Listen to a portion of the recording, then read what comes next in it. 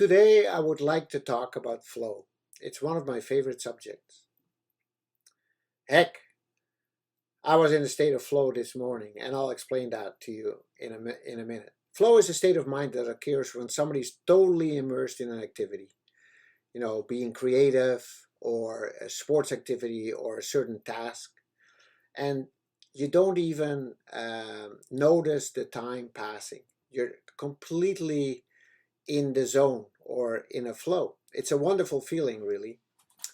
I was in a state of flow this morning while I was making crepes in three different pans simultaneously, while I was also emptying the dishwasher and putting the stuff away and setting the table and make it look nice for our breakfast. And I was in that kind of state of flow. I had to be completely focused to make sure that none of the crepes were burning, and I was doing a good job not breaking anything on my other tasks. So that's really what flow is about. In sports or in learning, we call it the learning zone. So in the learning zone, you can do it with a little bit of help. We call it the sweet spot.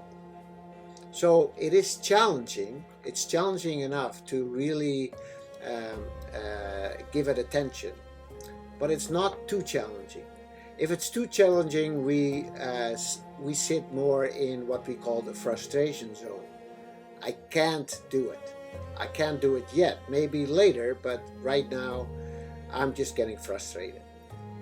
Now, if we go the other way, if it's too easy, if we are in our comfort zone, then we get bored. So for us as coaches, it's important to understand these concepts.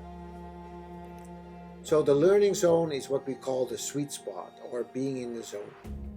And we want to be there as often as possible. Let's look at an activity that we're coaching.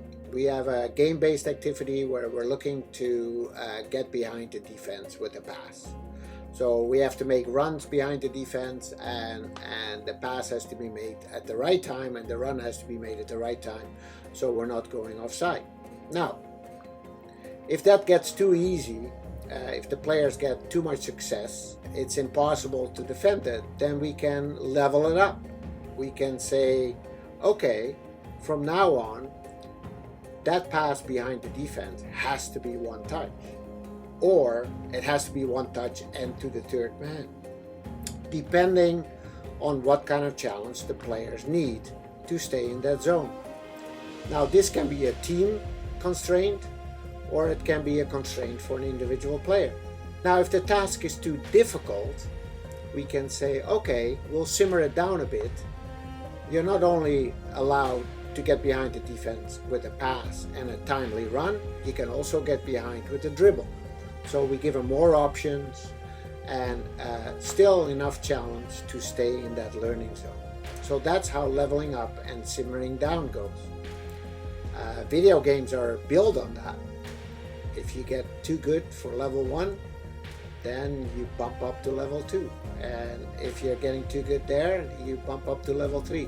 So every time we level up and we make sure we stay in that learning zone that challenges us.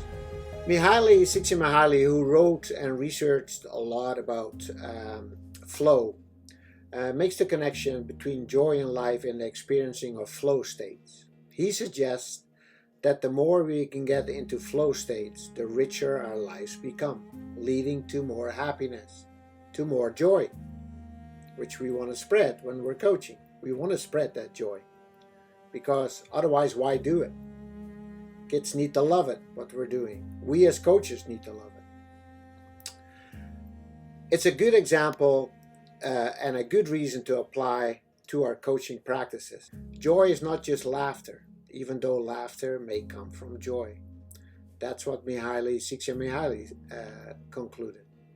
So, to summarize, flow leads to deep immersion, focus, intrinsic motivation, and joy. And the intrinsic motivation is an important part as well. And what a lesson to learn for young people through sports experiences.